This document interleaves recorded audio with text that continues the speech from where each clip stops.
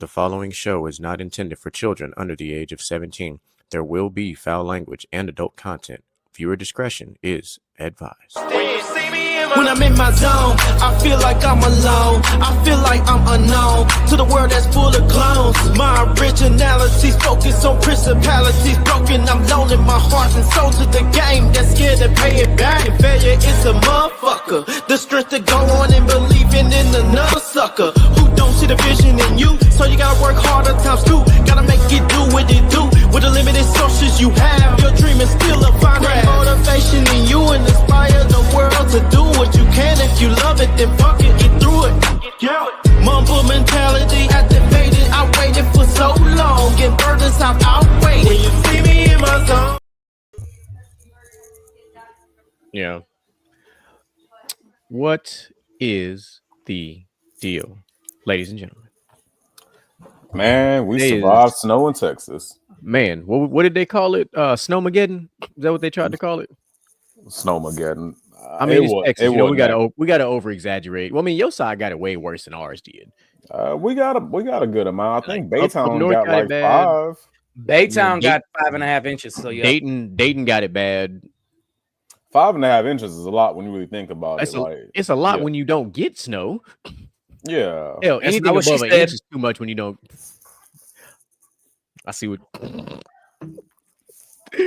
Oh man, well, as you can see, we are as remotely back to normal as we possibly can be, given the circumstances of Snowmageddon here in Texas, because we don't get that kind of weather around here. We usually just get that hot, disrespectful shit, but we do get some cold ass weather in January. We normally normally get that, but not January cold and February snow. can be pretty damn cold. Yeah, like it's kind of shit ridiculous. Last year in March it was cold too. Yeah, that's true. We had an abnormal ass cold in the spring of all time, which is my favorite time of year. I don't think it even got hot until after Easter, which was crazy. Yeah, no, Easter was hot. Easter was hot as hell. I remember that. When we was partying for Easter, it was hot as hell. Because remember, because we were recovering from all that cold weather, and that was one of our hottest days at that point in time was on Easter, because that's when that's when the situation went down in my house. So we don't need to discuss, because if you were there, you were there. So welcome to everybody's favorite pastime on a Wednesday. It is Gentleman Talk Wednesday. I am, of course, the one that they call Mr. GQ, and please bring my heat back. Oh man, y'all already know what it is. Like my boy Drew first say, with the limited sources you have, you got to do what it do, and that's what we doing today. I am your boy DJ Micah B, and here we go, another one with Gentleman's Talk. Happy Gentleman's Talk Wednesday, ladies and gentlemen. What's up, y'all? It's Outlaw, and I was smoking in the snow. Smoking what? Man, I had it going on. I had some ribs, some brisket, some macaroni. I was out there doing the thing. I didn't care if it was snowing or not.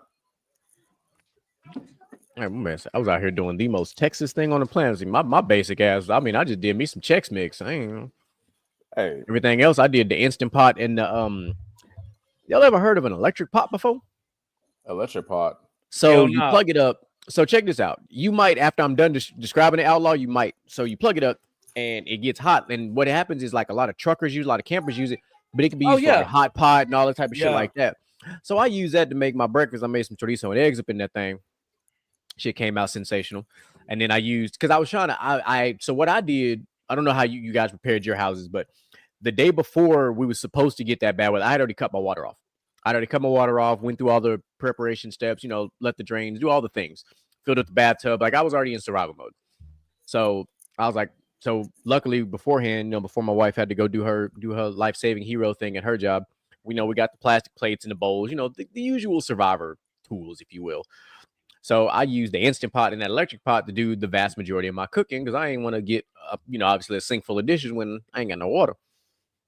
So, of course, when you have an Instant Pot, you have this thing called saute, which is phenomenal. Literally, this is no different than cooking on the stove when you got saute mode. So I did that, I made some food out of that, but then I used my electric pot for like my chorizo and eggs or as my daughter calls them, the black eggs, because that's her. She don't like eggs no other way.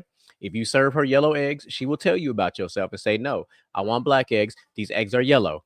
She will tell you. So I've spoiled her already that she don't eat regular eggs. Well then, I I wasn't in Baytown. I was in Huntsville. Huntsville wasn't as bad as it was in Baytown. It was cold.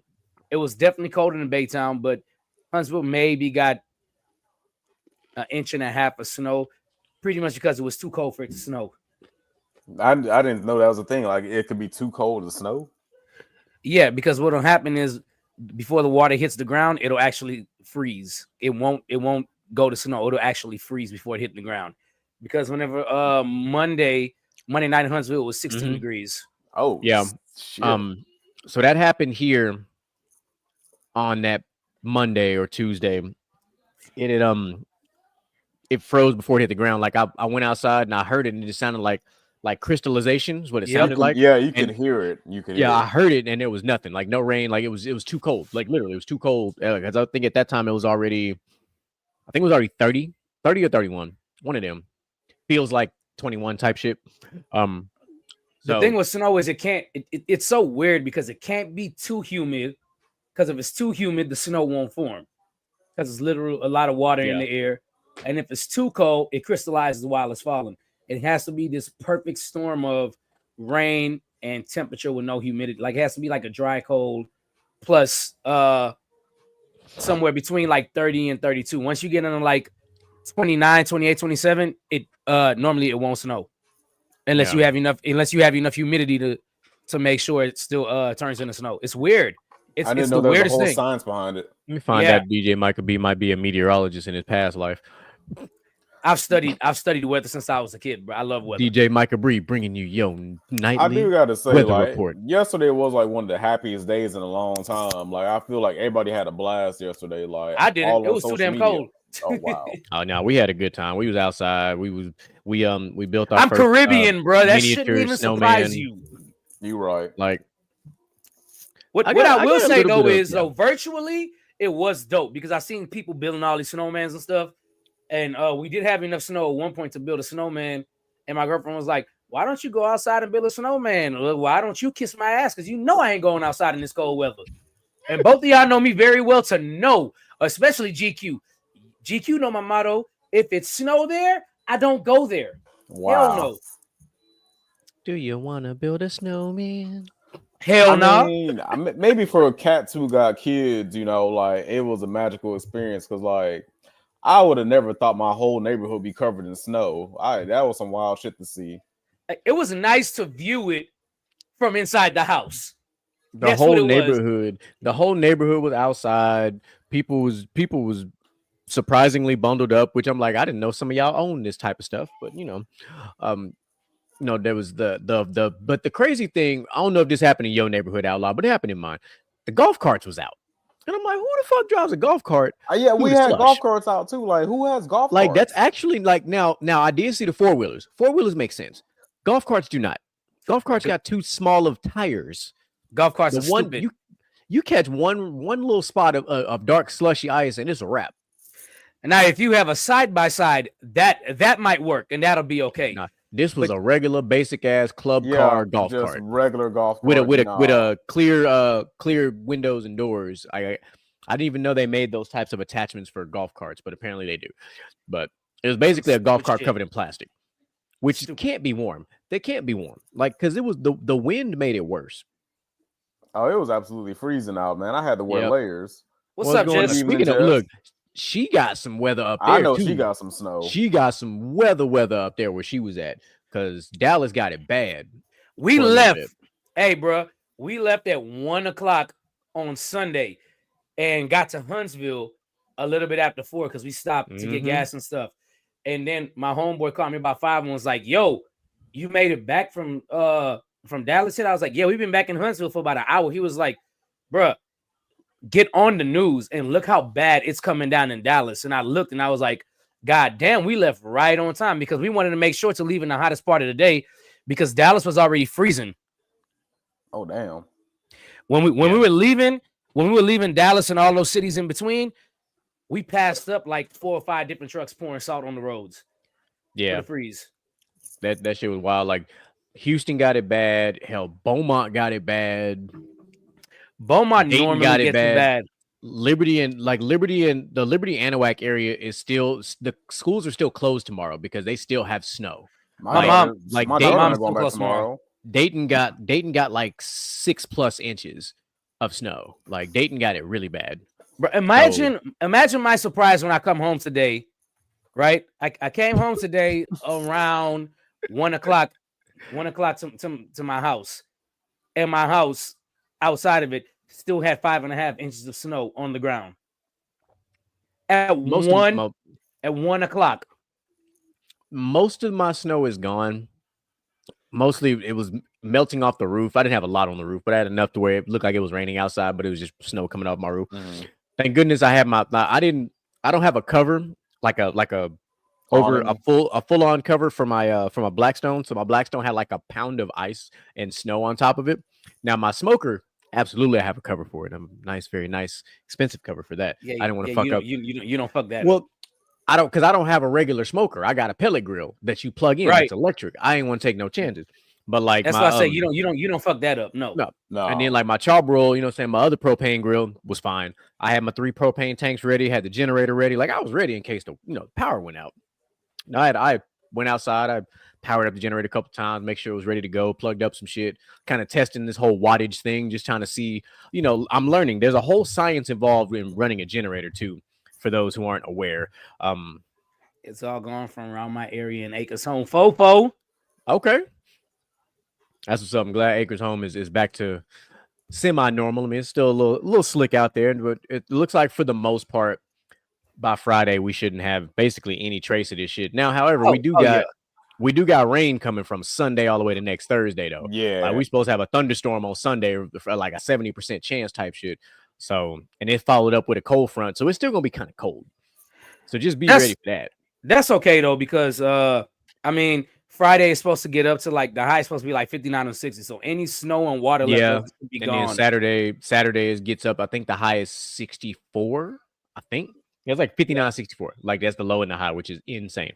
Which tells you what kind of day it's gonna be. And which I'm gonna be tells outside you suffering. Which tells you the bipolar weather of Texas. If you don't know, now you know. Yeah, no, I gotta take my physical fitness assessment on Saturday, so I'm gonna be out there in them elements. We can have sunshine, rain, snow, and a hurricane all in 1 week. If we can have that shit in a day if you play your cards right. Yeah, you really can. Depends on what part it takes you, and you literally can. And don't forget, we get tornadoes around this motherfucker too. You could easily have a tornado. Weirdly enough, did y'all know tornadoes during a winter storm is something that could happen? Yeah, that shit blew because of high pressure. Well, first of all, that would absolutely be terrifying. That's like some day after tomorrow type shit. Yeah, like an ice tornado is like. I feel like personally, like a regular tornado is devastating. Mind you, I'm from Kansas. Okay, I'm from Tornado Alley. Like I've seen fucking F4 and F5 of tornadoes. I know what that shit look like. But to have that bitch covered in snow, that's worse.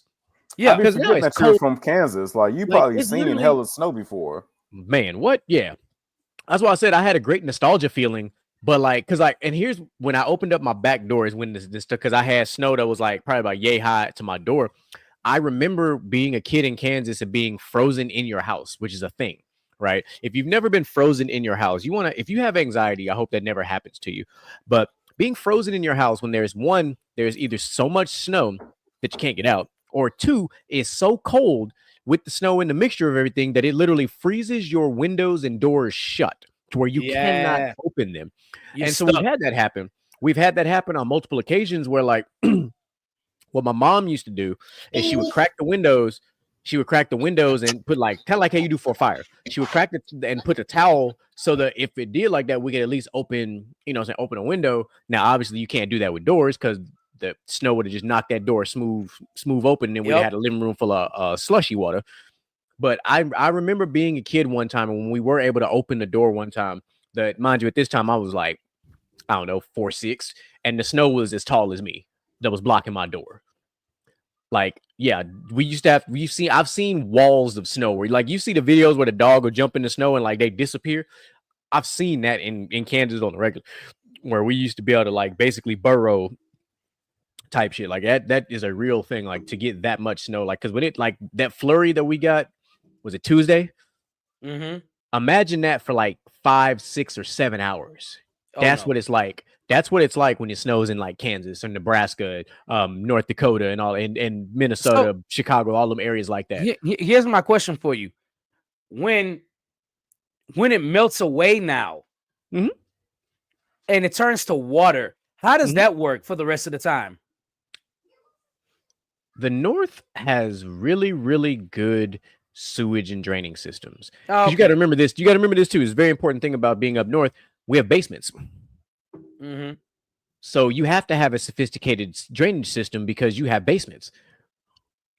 So the good thing is when you know that this type of stuff is coming, like the snow, you can avoid, for the most part, if you prep according, you can avoid the high arcing snow because you can put rock salt down prior to. So we used to rock salt the porch and the driveway, sidewalk, and all that just to prepare. So when the snow would hit, that rock salt would help break it all up. And then you would just start kind of, now you also, while it's snowing, if you wanted to get out there and do that, you can get out there with the big ass show snovel, which for us is like an oversized rake in Texas, and get out there and start moving shit just to keep your pathway clear. You can do that now. Will you? Probably not. Because, oh no. But those are the types of things you can, we used to see literally on the regular. That like having like the fact that when I grew up going to elementary school and we had tornado drills where you used to you hear the alarm and you would get underneath your desk, get away from all the glass, like all this shit. Like this was and like hope for the best. Yeah, 100%. Because there's nothing else you can do. If a tornado's coming and you can't get out, you're fucked. Like obviously, where am I gonna go? I'm gonna run out to school and go where? Get my ass taken away. A ditch? Nope. There wasn't really a lot of Kansas and Texas aren't the same. There's not a lot of ditches in Kansas. It's mostly flat land out there. It's a lot of farmland. That sucks. Well, so the majority but because of the sophisticated drainage system, the flat land, it has an advantage. And because of all the basements and the infrastructure and the way it's set up there, it actually isn't that bad. I remember my dad, our dad told me a story about Kansas because I had never been at the time. And I was just asking him, like, what's Kansas like? And he was like, son, Kansas is so flat that if your dog ran away, you could watch him run away for 2 weeks over the horizon. Pretty damn accurate. Yeah, that sounds accurate. It ain't shit for miles in any direction. It ain't. It ain't nothing but, I mean, outside of the cities is farmland. So the National Beef Company, the largest beef distributor in America, is based out of Kansas. I'm not surprised. So those blue trucks that y'all used to see come from Kansas. Like the slaughterhouses, the main meat distributor, no Diddy, is from Kansas. I think our dad worked in a slaughterhouse. My mom did. She used to work at National Beef. But like I can tell you let me tell you the coolest thing about living in Kansas, though. This is one of the coolest things we ever got to do when we were younger, being big WWE fans. So man, I told you there's a lot of farmland out there. We used to get access to hay a lot. So we built a ring out of hay and we made title belts out of Nike shoe boxes. And we used to wrestle on top of hay. We used to have like our Royal Rumbles, basically, King of the Hill on top of these hey man, that's dope as hell. I can't even lie. That's the type of shit you do. That's some country ass living. Like, oh no, I'm about to really get country. Don't worry. When I was in 3rd grade, we went to Old McDonald's Farm. That is a real place. It's based out of Kansas. Old McDonald's Farm is a real place. It's in Kansas. Not the replica here in Texas. No. Old McDonald's Farm is in Kansas. I lived 15 minutes away from Dorothy's house from the movie Wizard of Oz. The wax house and all the wax museums was 15 minutes away from my house because that's where the Wizard of Oz was shot. 27 minutes away from my house.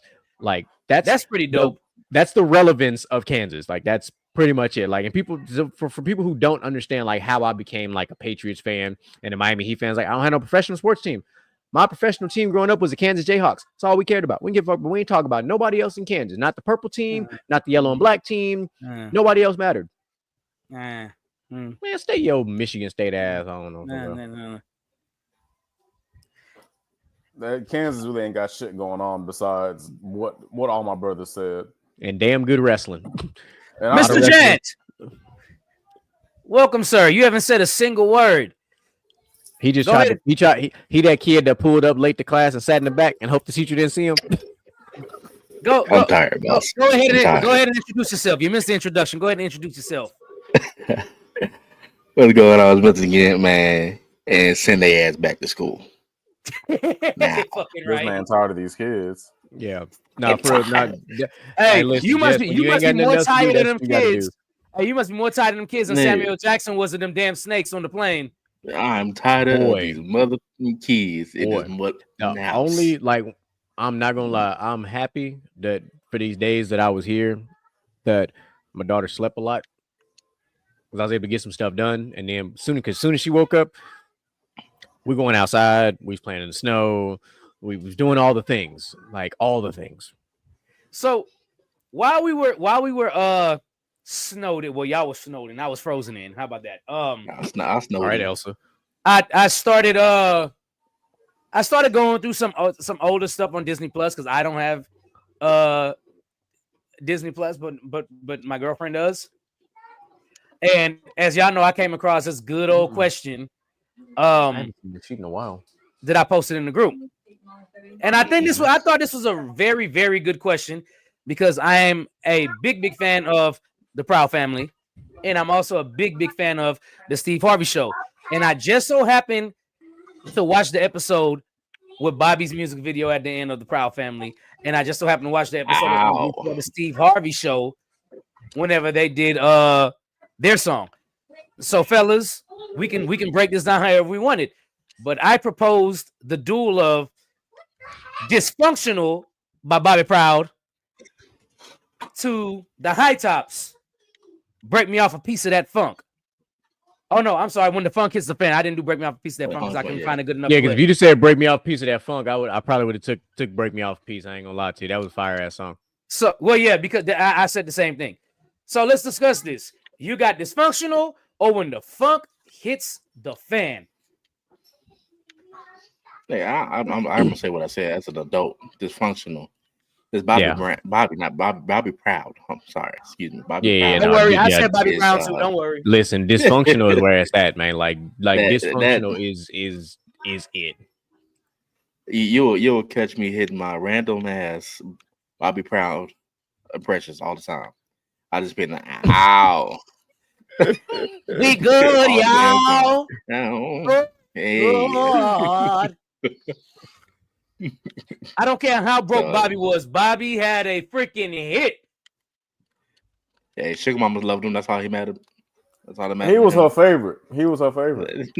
But listen though, but Bobby Proud came through clutch. All right, when all the adults and everybody got turned into kids again. And he sang that song, "Bring My Mama Back So She Can Fix Me a Snack." Yeah, we big ass kids. Dysfunctional. Can you feel it? I can't believe Dysfunctional was 13 years ago. Let me see. Shit. It's 2025. That it is. You said 13? Hell, damn. I'm pretty sure it's 13. That's 2012. Or is it 15? No, bro. The Proud Family came out in 2001. No, but that particular episode, though, which I'm like, there's a lot of episodes in that. That particular episode is like 2004, 2005. Because the Proud Family movie ended the series around 2007 or 2008. So it's 20. Not that long ago? Man. Yeah. 20? Yeah. Damn. Yeah. Bro, okay, so to put things into perspective for Mr. GQ, they're selling you remember when we did the reunion choir for Mr. Vaughn at Sterling, right? Yeah. They're selling shirts for the reunion choir to help raise money also for the Los Angeles Fire Department and all the surrounding areas affected by the wildfires. They used a picture of my sophomore year in high school as of yesterday or Sunday. I think it was Sunday. As of Sunday or Monday, that picture is 20 years old. Once I was 20. That was that was 2004, 2005. Both of our sophomore years in high school. Damn, son. I don't know if that was Outlaw's freshman or sophomore year in high school. I know me and you are the same age. I don't know if that was 2005. Yeah, 04, 05. Yeah, that was 05, 04. I was in ninth grade. Of Don Cheadle. That was our sophomore year. Okay.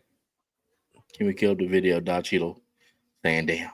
No, Kevin Hart. our freshman year was 0405 because the class of 05 was our freshman year. Yeah, I'm in 0506. My bad. Okay, 0506. Yeah. I was like, wait a minute. I was like, that timeline didn't add up. Madagascar came out 20 years ago. Whoa. Oh, this is a perfect gateway to my crossover because y'all are going to love this. Mr. GQ, I know I can do, but it's so much better when you cue my music for me, please.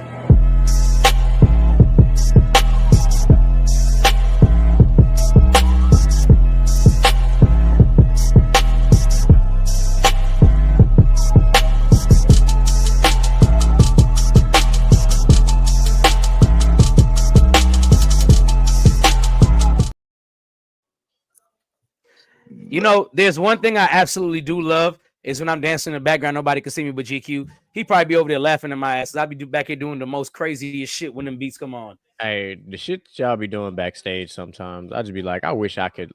I'm gonna have to just like record it on my phone one time and just post it because I'll be like, sometimes we be just doing some ignorant shit, especially when the intro be going. Because I'll just be over here sipping and I'll just be like, what the fuck is they doing? Or the vape be hardcore in the paint, or the beatbox be getting poured up all the way in the cup. With the twisted, I see everything. Hey, you might see me over there spitting bars to Jew Fresh song. I be in the background going hard. Since we got on the subject of 20 years ago and things like that, one of my all-time favorite songs came out January 20th, 2005, and it is the 20-year anniversary of this song. And I think we can all relate to this song in some kind of way, even if it's the chorus, whether it's the verses. But here it is. The song simply goes, hate it or love it, the underdog's on top, and I'm going to shine, homie, until my heart stop. Go ahead and envy me, because I'm rap's MVP, and I ain't going nowhere, so you can get to know me. I can't believe this song is 20 years old. But I remember when that song dropped my freshman year of high school, I was going crazy for that song. That was my favorite song. Oh, my brother. On top of that, Still Tipping is also 20 years old. Okay. Yep. Still Tipping is still that. One of Young Jeezy's biggest tracks is also 20 years old. That is that Boom Boom Clap. The first time on stack. Boys in the Hood is about 20 years old. Boys in the Hood is coming up on that. And then there's one more from Paul Wall, Internet Going Nuts. Internet Going Nuts is also 20 years old. The Internet Going Nuts. Oh my God. So 2005 was a good year in music. 2005 was a sensational year for music. Oh, did Kanye drop Kanye had one of those. Yes. Yeah. That means Diamonds Are Forever, Gold Digger, We Major, man, man, I'm missing this. Touch the sky. There you go. Touch the sky. Spot, look at extra fly. Yeah, that's and then of course y'all know that's such an underrated classic from Kanye. And then of course y'all know we broke, five broke. Hey, broke, five broke. What's the deal, Moo? Okay, so in honor of one of my favorite songs of all time, Hate It or Love It. Hate It or Love It is a song that talks about 50 Cent in the Game talk about how they were when they were younger and they were underdogs and they made it to the top. And now they're MVPs. But we aren't going to focus on MVPs. We are just going to talk about the underdog is on top and pulling off the upset. Now let's talk about my favorite two upset moments in each major American sport. For those of you that don't know what the major sports in America are, it's the NBA, the NFL, the MLB. Oh, and look, the NHL as well. Although one of the NHL ones I did not pull from the NHL. We'll get to that first. My first one from the NHL when the upset happened, and I think everybody knows this one. I think we all here, even though it happened before we were born, we know this so well. Miracle on Ice, Team USA over Team Russia before we even had a hockey league. They pulled a bunch of guys from off the street in college, trained them for about 2 months and said, okay, you're going to be the Olympic team to go compete for the gold medal. Mm-hmm. Russia was a powerhouse during that time, especially the past 3 Olympics where they were kicking everybody's ass. America came in as the underdog in the quarterfinals, the semifinals, and then the finals. I think there was like a 7-point underdog, and Team USA pulled off the miracle on ice in 1980. A beautiful time in Olympic history, a beautiful time in American history. I can still see the video and hear the USA chants. Wonderful times. Now to go to a more modern take on the NHL in hockey.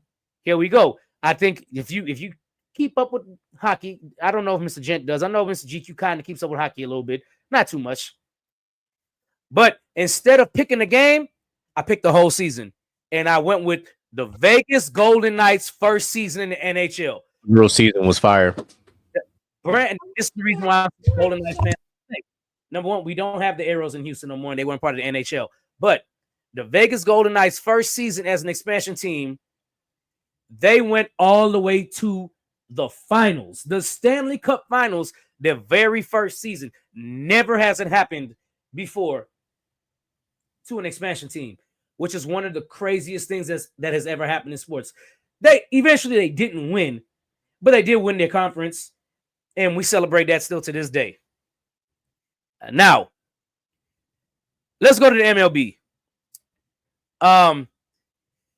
For you Astros fans out there like myself, this is going to hurt, but it has to be talked about. Mr.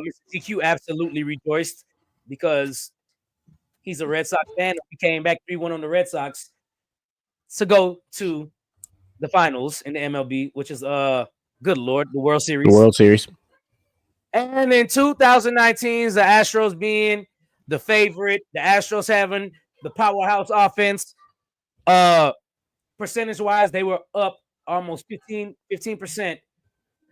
percentage-wise to the Nationals on offense, favored going into this series, and the Nationals absolutely won.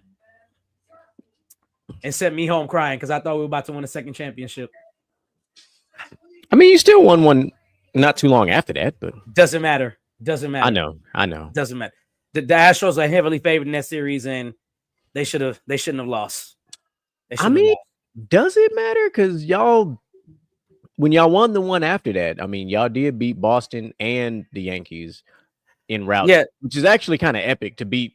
What you beat the reason why rivalry in baseball to win a net World Series is kind of the reason why this one is one of the biggest upsets ever in baseball is because the Astros pitching depth was considered the best in the league at the time. The Astros offense was considered the best at the time. The Nationals were underdogs in every single series they played. And I remember that. I remember that year. The Astros, like the on-base percentage was his damn near historic. The WAR rate was damn near historic. Like the ERAs was through the roof. The Astros were scoring everywhere. Anytime somebody got on second or third base, they were scoring everywhere. Collectively, that pitching group had one of the lowest error groups like in baseball history. Like, it was a hell of a year. By the way, we still all hail King Tuck. Okay.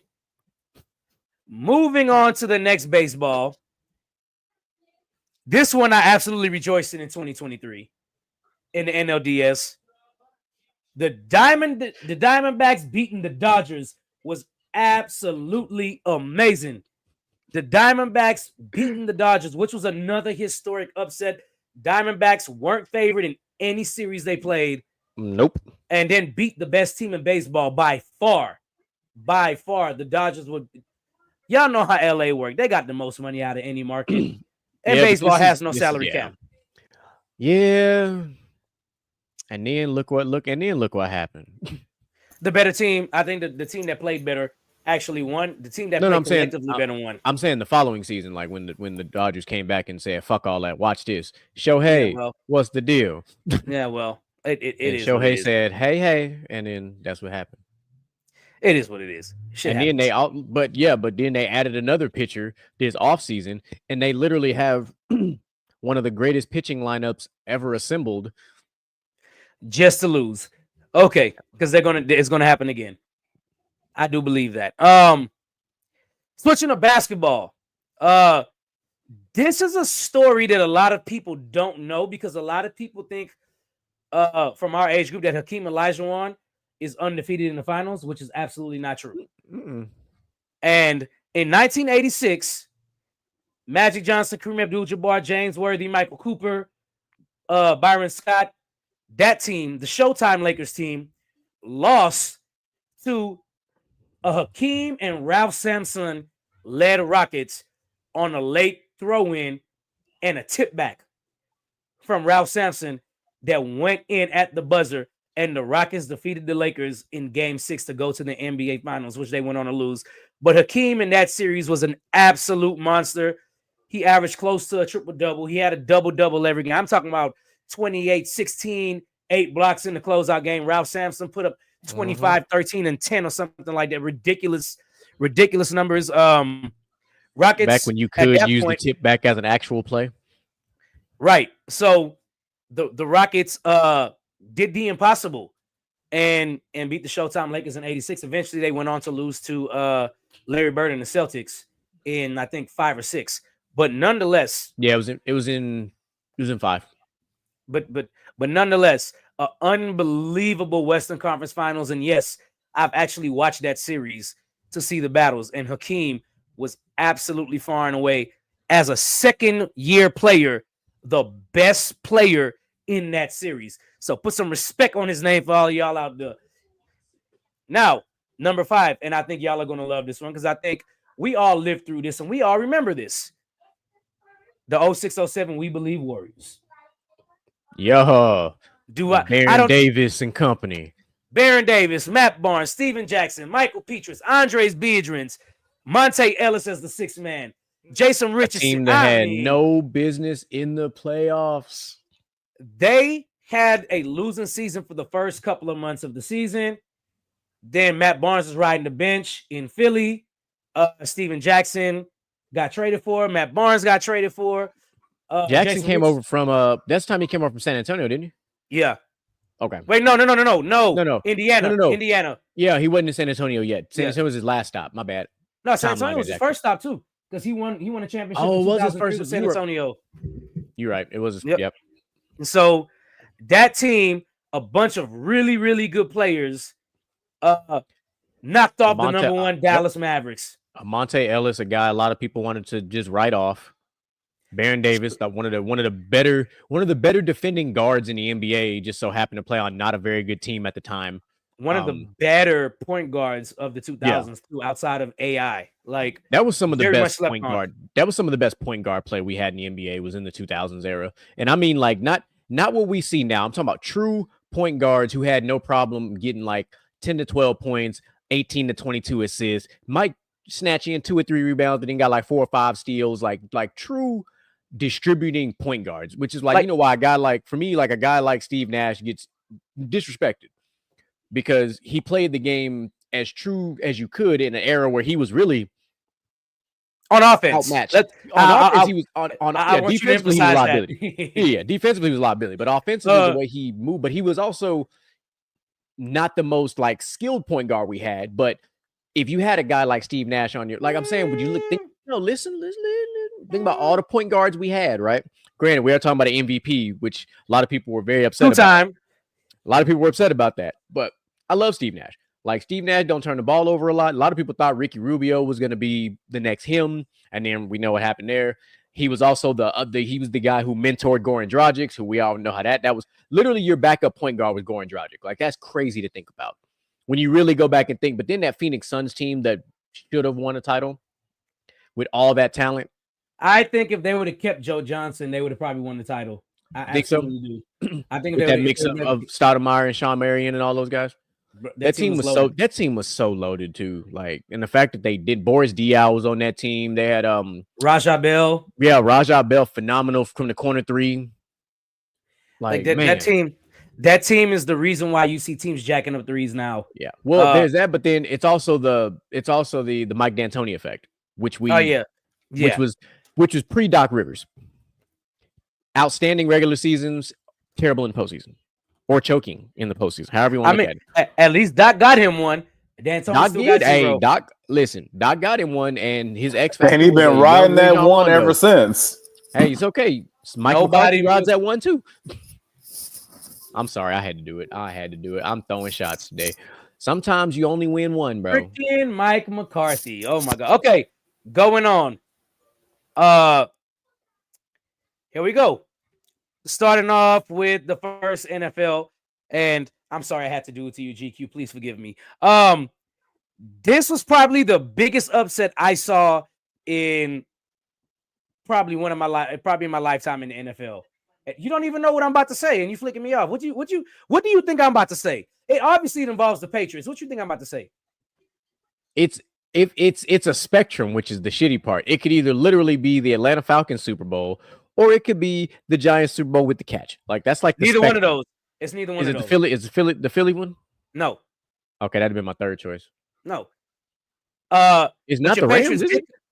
No. Your Patriots did come out on the losing side of this one, though. In 2011, the New York Jets upset the New England Patriots in the second round of the playoffs, and my jaw was dropped because that was a Mark Sanchez-led team. Hey, that's back to back AFC Championship. Mark Sanchez. That's his biggest claim to fame right there. And Rex Ryan. This is what everybody thought the miracle run was over. Kind of how Tebow met with the Patriots and the Patriots ran through him in the playoffs. That's what I thought was going to happen when Mark Sanchez and the Jets met the Patriots in 2001. If you know football history, that's not what happened. Tom Brady actually had one of his worst playoff games ever, and one of only like 3. And Bill Belichick's defense could do absolutely nothing to stop the running back. Was that Chris Ivory? Yeah, and they could do absolutely nothing to stop the Jets running game. And Mark Sanchez not just that that Jets defense was a damn near historical defense. I'm getting there. Let me cook. You know, the Patriots couldn't do that, and of course, like GQ said, the Jets defense that year was for those 2 years were really great under Rex Ryan. A lot of people left the following year, even after they beat the Patriots, and the Giants ain't been. I mean, the Jets ain't been the same ever since. So, and then last but not least, head coach today. Right, and last but not least, this does involve the Giants, but it doesn't involve the Patriots. Super Bowl 25. The Giants came into the playoffs and did something nobody think they could do, made this improbable run to the Super Bowl where they played the Buffalo Bills, who in that era, in that time frame, made the Super Bowl 4 times and lost all 4.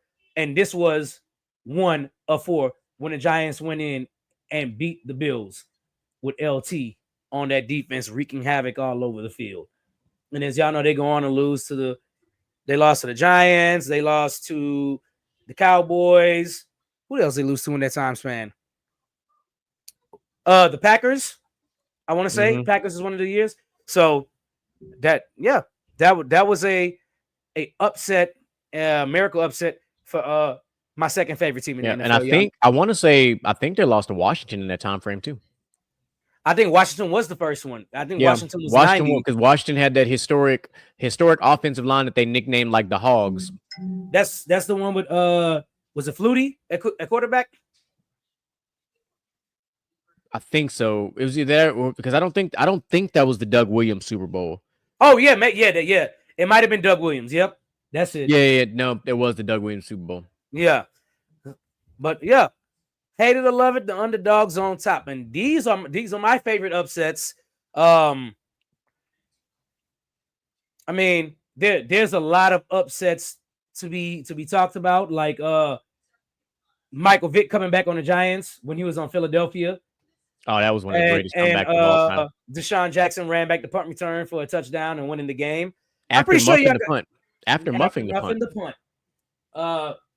Man, there's so many upsets in sports, but that's why we play the game.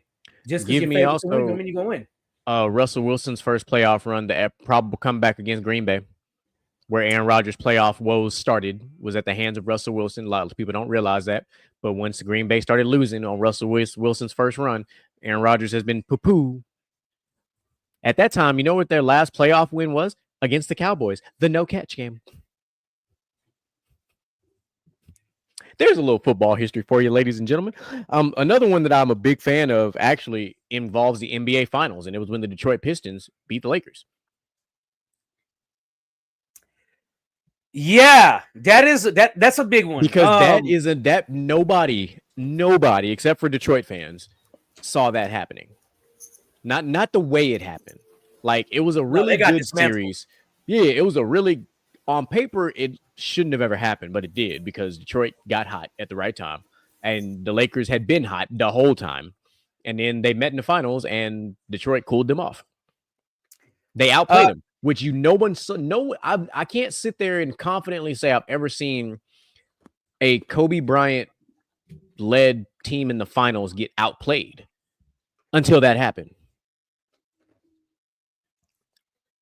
You're right, not in the finals, but it happened. Yeah, that's why I said in the finals. That's why I said the finals specifically, because Kobe is him in the finals. Like I'll say what you want about Jordan there, but Kobe in the finals is him, and very rarely does he get outplayed. And it's ironic because in the following year, that same Detroit Pistons team got knocked out by a rookie LeBron James, which is no. 2 years later. Sorry, 2 years later. Yeah, the following year they went back to the finals and they lost to the Spurs. Yeah, they lost. Yes, that was one of their. Yes, that was Wasn't that one of the major starts of the Ginobili Parker, Tim Duncan run? Yeah, that was their second. Was that their first one or their second one? At the trio. Ginobili Parker and Duncan Wall on the 03 team as well. Okay. Yeah, that was their second one. Gotcha. Mm-hmm. But yeah, I mean, I'm just looking back at it. That Pistons run was great because you had Chauncey Billups and Ben Wallace. Boy, don't make me go down the hole. You had Rasheed Wallace, you had Tayshaun Prince, Rip Hamilton, yeah. And then what was so iconic about that team is that all five of them made the All-Star team, and their coach was the head coach of the East that year. The year after. I'm sorry. Now, one of them, I want to say I think it was Sean Marion was the only one that didn't start for the All-Star team, but the other four did. Oh, you're talking about Tayshaun, not Sean Marion. Tayshaun. Yes, I'm sorry, Tayshaun. My apologies. But yeah, he was the only one I believe that didn't start. I forgot who started in front of him, but that was just how their run was. That run was very similar to Boston, to the Celtics run. This recent Celtics run, like a team that just they were just hot, and there was nothing you could do about it. Like that year that Boston won, they were just hot. Like it was very weird watching that team play, but they were just hot. I had no idea that Karl Malone was on that Lakers team. Karl Malone and Gary Payton. Yeah. That was Karl Malone. That was really the most. That was the most. Ring. That was the most try-hard Lakers team ever assembled. Hence, super teams that failed. That's yes, because Karl Malone never got it, but Gary Payton ended up on that 06 Miami Heat team. Oh yeah, we know you're gonna know that history. Oh, come on now. What Jamie Foxx said to Gary Payton? The glove, huh? That motherfucker had a hole in it this time. No, but that's sensational though. Oh man. Speaking of the Heat, what's going on with your boy Jimmy Butler? He finna get traded. Yep. He got suspended for another 2 games today too. So I'm in my second semester of college, and the assignment in my sports administration class was to take a mission statement and write about it. And I wrote about the Heat culture. I wrote a whole 4-page paper about the Heat culture. And I'll give you guys a backstory, because if you're not a Heat fan, obviously you assume by watching TV and social media that the Heat culture is like a new thing, like it's been around. You would think, oh, it's probably been around since like the Heatles and all this stuff. No. Heat culture was established in 1995. That's how long Heat culture has been a thing. Like the actual term Heat culture, as we know it, started in 1995. Pat Riley had always said we will be the most professional. We'll be the nastiest, the toughest, and the most professional team in the NBA. That was the original mantra of the Heat culture. Like that was the whole breakdown. And then the reason I'm bringing it up, because I talked about they also, because when they said the most professional, I tied that into the Jimmy Butler situation. And I was like, the Miami Heat as an organization, right?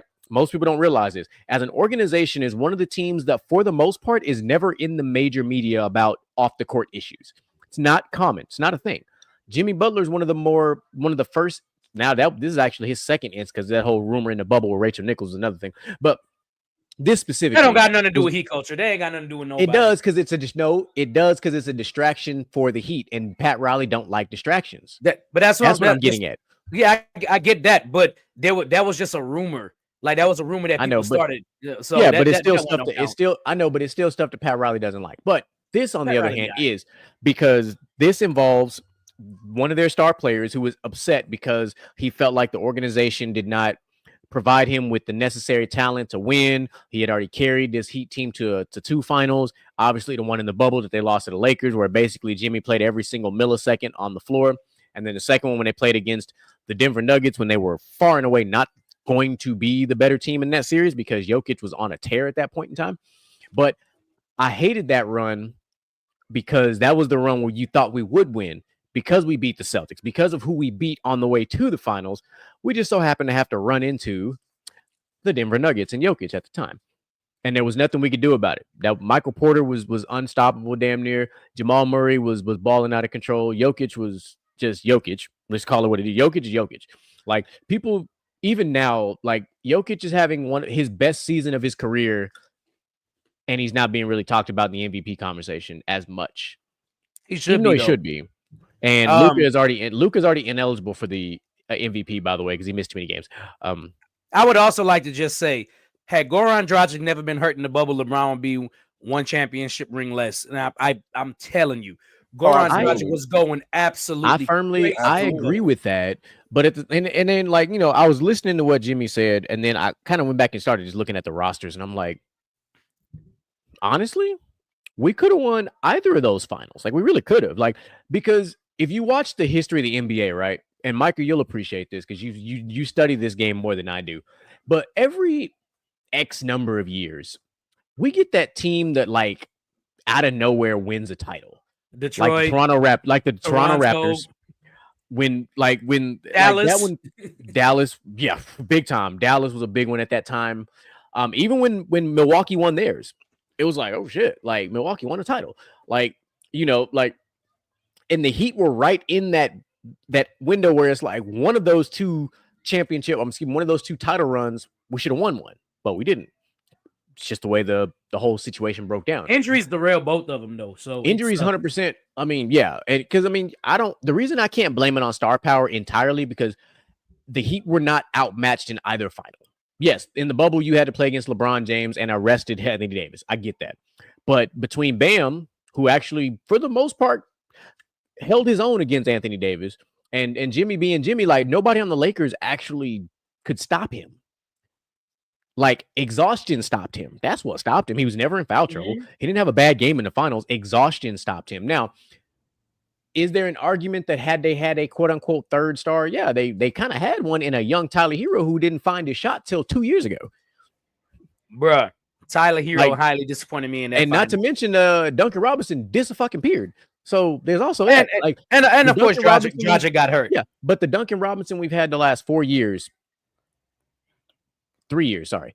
Had we had him in this current Tyler Hero, we'd have won one of them championships, because Tyler Hero is on a whole nother level right now this year. Him and Bam are playing out of their freaking minds, and I love it. But then, of course, we also lost Caleb Martin, and we lost one of the other brothers. We lost him to, I think, Philly. One to Philly, one to the Lakers. Y'all lost. What should we call it after that bubble run too? Morris. We lost Morris too. We lost the Morris brother too. Morris brother. What's Kendrick Nunn? Yeah, but I mean, Kendrick Nunn was cool. Hey, I like him. He played his ass off in the bubble and in the finals, though. He did. He reminded me of Norris Cole a lot. And just, yeah, I know. But the reason I bring that up, though, is because, like, you know, because of that whole situation. Like, I wrote about that in my paper. I actually got I got a 97 on that paper. As you should. The instructor said that was not what I expected from a mission statement, like, thing. Like, and I was like, hell, I didn't expect it either. I just started writing. And sometimes, you know, when I don't know if this happens to you, it may happen to Outlaw. Outlaw is the more recent college type guy. Like, you ever just got into a zone writing a paper and it just flows, like you just can't be stopped, like it's just going. Yeah, I do that with music. Man, there's this one video of Gunna. It's a music video, like he writing and like the pen is on fire. It really feels like that sometimes. Like you basically get like into like the ultra instinct of writing. Mm-hmm. Man, when I'm typing a paper, when like once I'm good, I'm good. And you know what's crazy? Like, you know how like we're gonna keep this Dragon Ball Z thing going. So you know, like when Vegeta powers up and gets like new arcs of sorts, right? It's when he's under like the ultimate levels of like stress and duress. Mm-hmm. I purposely write my papers like in that 2-hour window before the deadline on purpose. Oh yeah, if it's due tomorrow. Yeah, like if it's due by 11:59. Like my first paper was turned in at 11:58. Like my first paper was turned in at 11:58, 100%. And I was like, cool.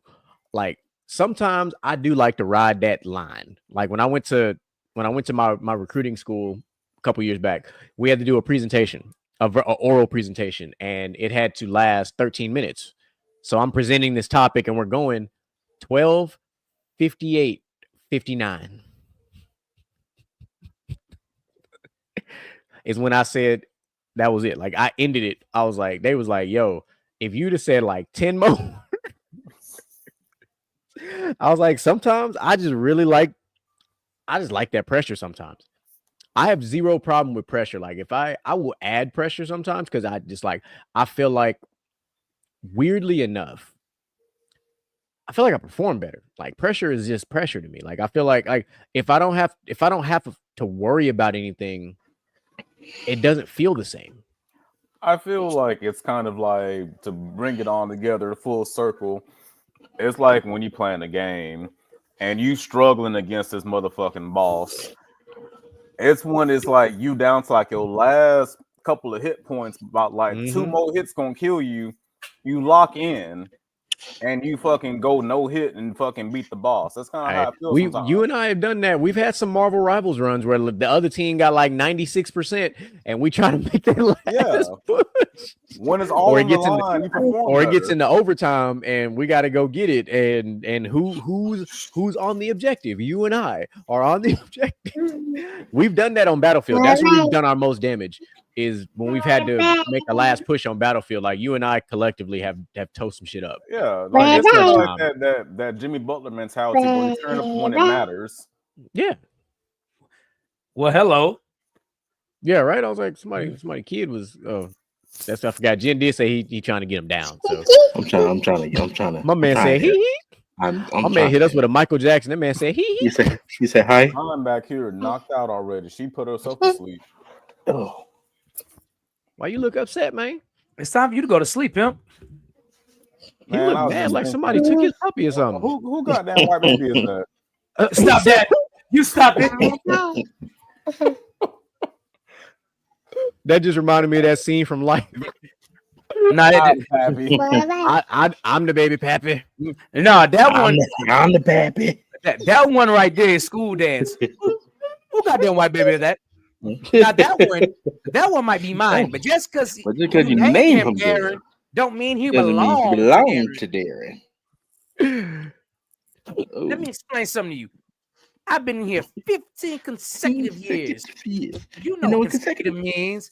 One after the motherfucking next.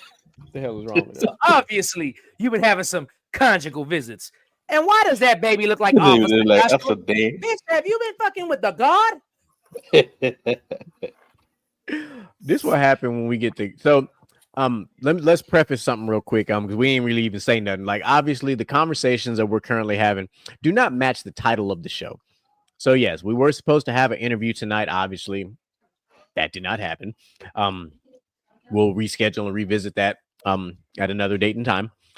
We do have some other interviews that are lined up down the pipe, so we're gonna keep on rocking, keep on rolling. We told y'all in 2025 we were gonna do a lot more interviews, and I ain't gonna lie to you, DJ Mike will be working his absolute ass off because he has been the man behind the scenes scheduling all these interviews. Like he has been the same way Outlaw pretty much took over the round of 32 and been structuring them.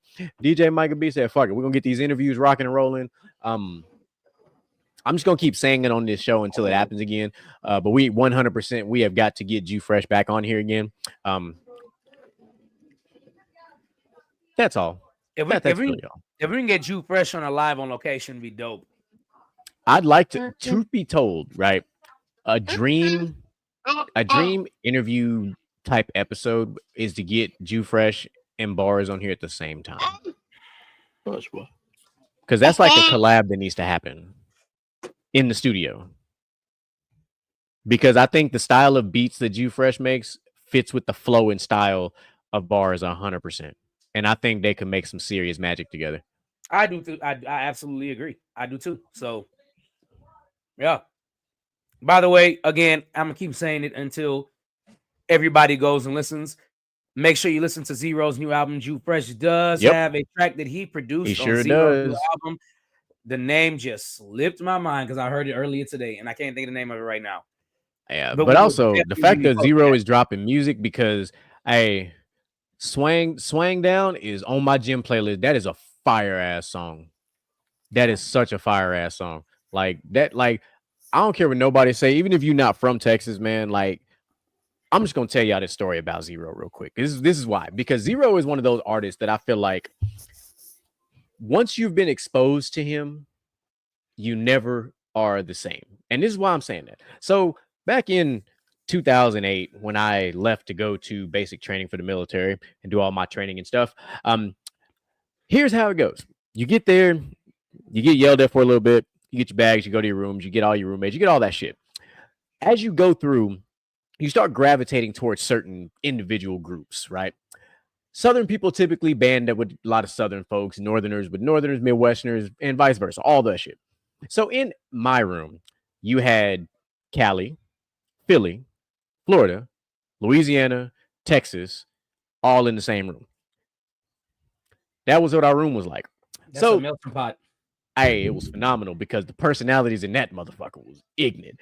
Oh, and Jersey. We had Jersey too. I almost forgot. My boy Pew. So we get close to the end and we finally get like our phones back. Mind you, this how you know I'm old. The Carter 3 came out when I was at basic training and I bought the CD. Okay. That's that part. Like Mr. Carter was my shit. That was my fucking shit off that album. Anyway, so we're getting ready towards the end. So everybody's like playing music and getting hype and stuff, right? So we get, and then one of my boys who actually from Baytown was at training with me. And so we was talking to him about music from the South. We was talking to him about Zero and Lil Kiki and all the stuff like that. So we started playing Zero. So the very first song we played was One Deep. So we played One Deep. Oh, yeah. And they was like, oh snap, what's this? So being military, we was like, hold on. So then I said, so we played that, then we followed it up playing M16. M16. So if you know, you know. But then we said, hold on now, let me introduce y'all to the motherfucking anthem. So we had them listen to that Mo City Dawn. Oh, the whole barracks was like, yo, turn that up. What is that? So we had the Mo City. Listen, by the time we graduated, it didn't matter if you was from the north, the south, the east, the west, you knew the Mo City Dawn. The day before graduation, you thought we was in Houston because we played the Mo City Dawn. We was playing Lil Kiki's knocking pictures off your wall. Like we had everything from Swisher House. Like we had the South take over in Missouri. Boys was like, hey man, I was going through some tough times, bro. But then when you put me on that Zero, boy, he said, man, that Zero had me feeling some type of way. After we played that I Hate You. Oh, all them dudes was feeling that when that I Hate You was out. Yes, I done paid the price. Why you gotta put all this drama in my life? My life. Day after day, I'm on the grind for you. Hey, before we go any further, knocking pictures off your wall is Youngster. Not Kiki. I'll just say this. My favorite Zero songs always gonna be No Help. Hey, that's my input for that. Fight me on that if you want to. My favorite Zero song, unfortunately, is an ABN song. And I absolutely hate that it's an ABN song because and before anybody says you just don't like Trey because of what happened with Zero, no. To be honest, a lot of people from Houston never really fucked with Trey unless he was making music with Zero. That's a fact. Trey probably had 2 hits in my whole high school career. But my favorite Zero song is an ABN song. And I think y'all know where I'm going with this. I'm a gangster, my nigga, from my head to my feet. Ever since I was a young and I've been living in the street. Come on, man. Roll and Trey. Asshole by nature. I mean, Micah not wrong though. If anybody know anything about, now I say that, but then history, Trey never really had any hits by himself. It was always an ABN kind of setup. Well, he had the one with Lil Wayne. He had the one with Lil Wayne. Yeah, he had one. And if you ain't never been screwed up. Yeah, that one was And then we're not gonna forget another classic that we had playing, which was from the South. I got some diamonds in my watch. Yeah, that was like it. Yeah. So it was fire being able to do that at the time. Look, just laughing because she feel everything we just said just now. But let's switch up the tempo. China? What's the deal, China? Let's get perfect timing that y'all came on into the comments because we about to have a conversation of sorts. So let's get ready. I was about that.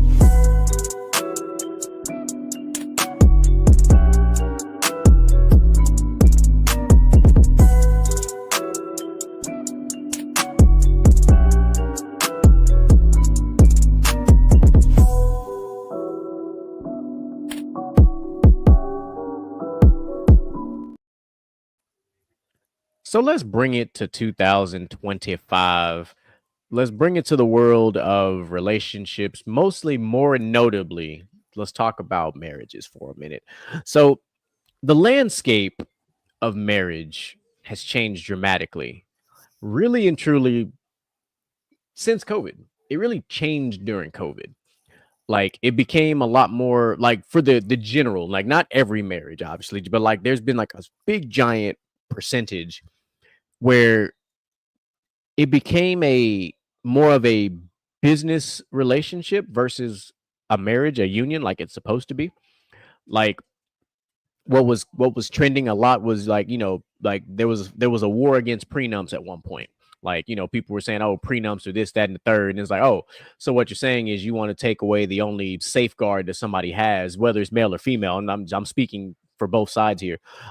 Take away the one safeguard they had against what we call assets prior to, which personally speaking, I have no problem. Like if you are, let's put it in class situation. If you are somebody that's from the high class and you date somebody from the lower middle class, or you get to a point where you're about to marry them, if you're protecting your assets prior to the union, I'm not going to blame you for that.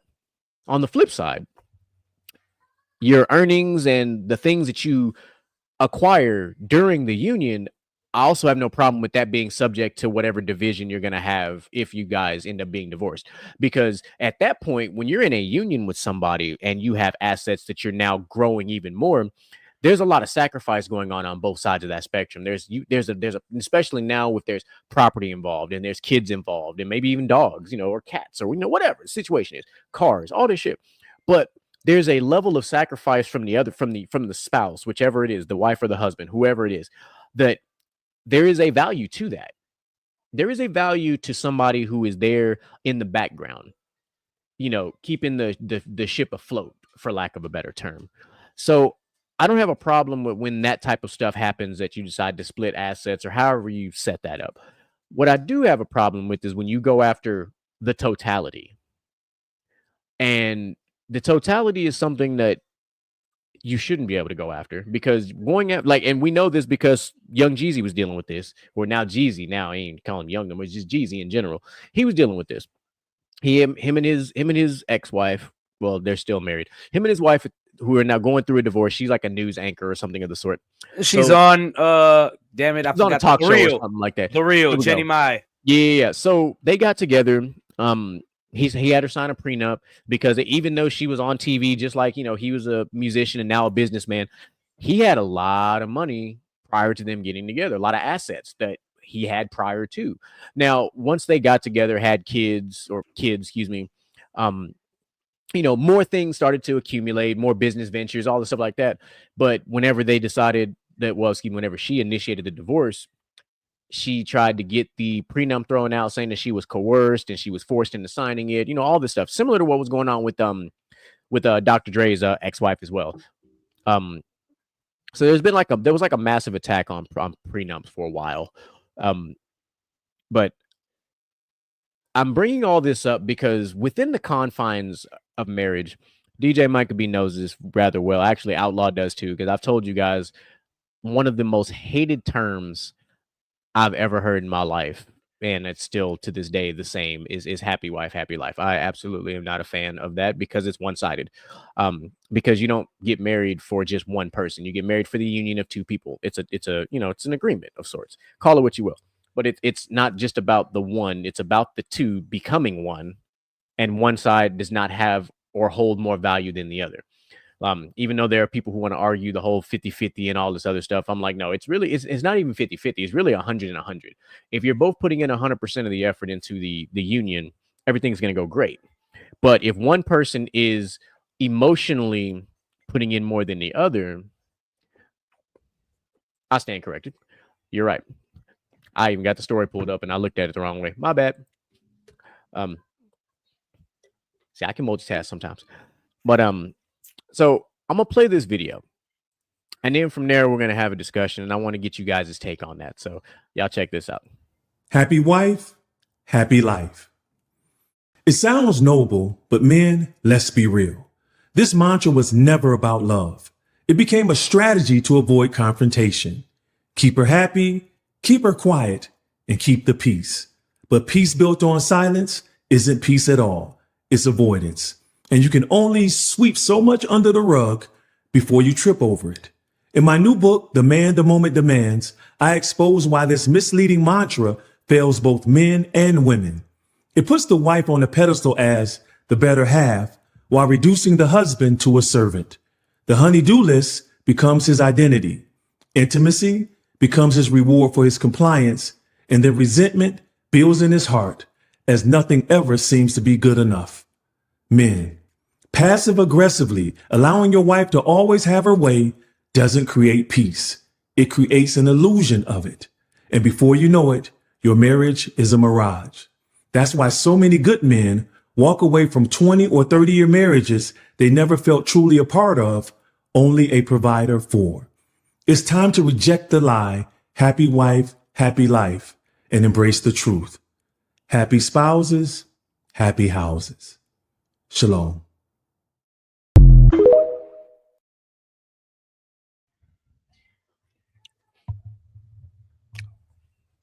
Fellas.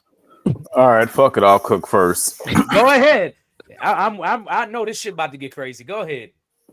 The So people love to hear from you. It's not even about trying to get love and likes and all that. It's just me speaking from personal experience. So as most of you may know, I was in a long-term relationship for quite a number of years, and I had this misguided belief that as long as you took care of everybody else, everything else will fall into place. Let me fucking tell you, if you're not investing in yourself, you'll be miserable. No matter how much you do for your significant other, if you're not pouring into your own cup, you're going to be a sad, angry son of a bitch. Because I was that sad, angry son of a bitch. I made sure my daughter was happy, and I made sure her mom was happy. The shit still fell apart because I wasn't making sure myself was happy. So I get what he's saying. You know, that whole happy wife, happy life shit is fucking bullshit. Make yourself happy, and everything else will come together.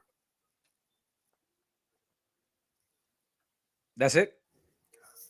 That's honestly it. Just short and fucking simple. Like, no matter... When you listen, he put that together in the most filtered way possible, and it was beautiful. Because I only asked if that was it because I was going to go next. I didn't mean like... I'm about to say, no, by all means. I just can just tell you that I've heard the unfiltered version of that story. So he put that together very well just now.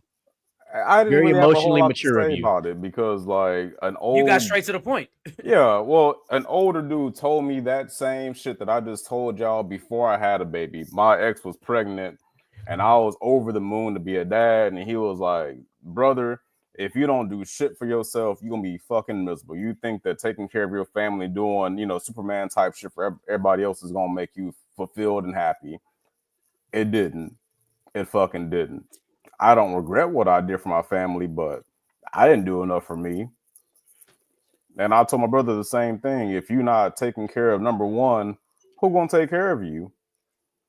Nobody. Yeah, like you think just because you got a significant other, they're gonna be always to get your back. Man, sometimes as soon as shit get raggedy, it's just you by your fucking self. And if you're not tight with yourself, you're gonna be fucking lonely. That's some wise words. And I tell you what though, I'd rather be lonely than be mistreated. Oh, absolutely. Ain't nothing wrong with being alone. That don't mean you're necessarily lonely. Right. That part. Damn, he pretty much said what I was going to say. That's why I was like, damn, that's it. Okay. Man, when it comes to relationships, don't let me start cooking up. No, I wanted you to start cooking. Okay. I still got more to say, but I wasn't going to keep it going that much. Okay, let me allow me to add the seasonings to what the piece of chicken you just put on the fire just now. I'm gonna season it up and make it taste better for the people out there.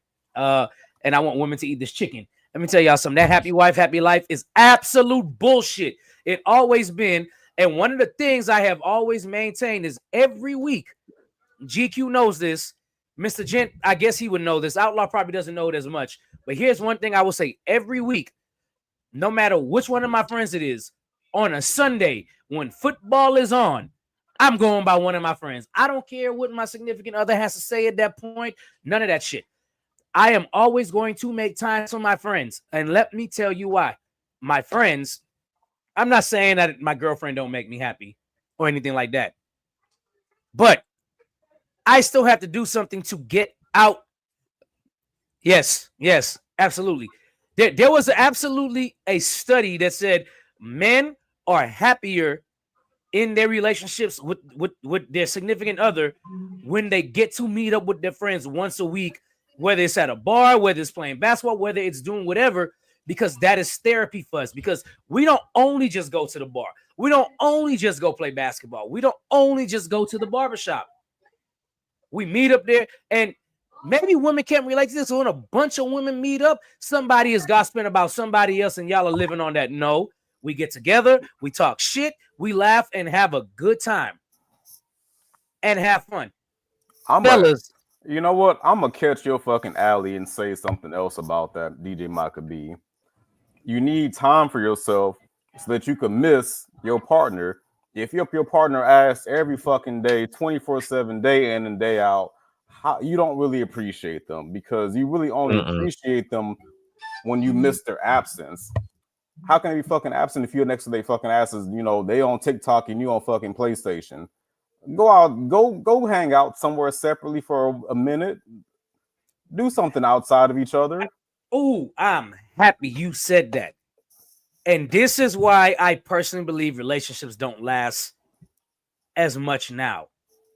And I've been going by this for years. I'm telling y'all, if you don't have time to miss each other, your relationship will suffer. Oh, absolutely. You become this parasitic. That's the way to say it. Creature. That's the way to say it. That's what I was. Yes, absent makes the heart grow fonder. Yeah, facts. But you gotta have time apart, because the more y'all together, the more y'all become one weird being that you don't know which part is the ass, which part is the head. You know, like all of y'all interests and hobbies revolve around y'all liking the same shit. You can't go to the grocery store without somebody. Like, stop being codependent.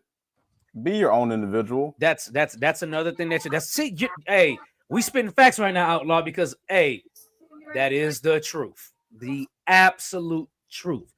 Man, dude, relationships suffer so much in this day and age because of cell phones and the constant communication and the constant need for women's gratification as well, or a guy's gratification, validation. Yeah. And people are looking for it in the wrong places, because if at that time a significant other, you sending them pictures and that, and they're at work busy and not telling you nothing and things like that, you're going to post it on Facebook or social media now because you need that. Oh, you look beautiful. Oh, this and that. It's very annoying. And I keep telling people, and I think GQ knows this very well about me, I don't give a fuck about gratification from nobody. GQ knows that better than me. I think Outlaw knows it enough to, and damn sure Mr. Gent knows. Man, I don't live for other people's gratification. Absolutely not. Because gratification is fleeting. You gotta fucking hype yourself up. You're like, there's gonna be a time when it's just you and God and nobody else. Like, you gotta fucking be your own hype man. But I'll tell you, the problem is with a lot of folks these days, we keep looking for people to fill the pieces of ourselves that are missing. We got these fucking great big holes in our heart to think another person's gonna fix it. It ain't. You got to fix yourself. Ain't nobody gonna come save you. Ain't 100%. Ain't no magical nigga on a fucking nag gonna come and rescue you from the fucking plantation of your own fucking suffering. Yeah, no, and my Django reference. You did what you did.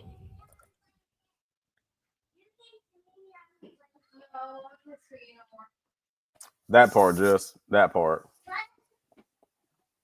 Yep. And at the same time, from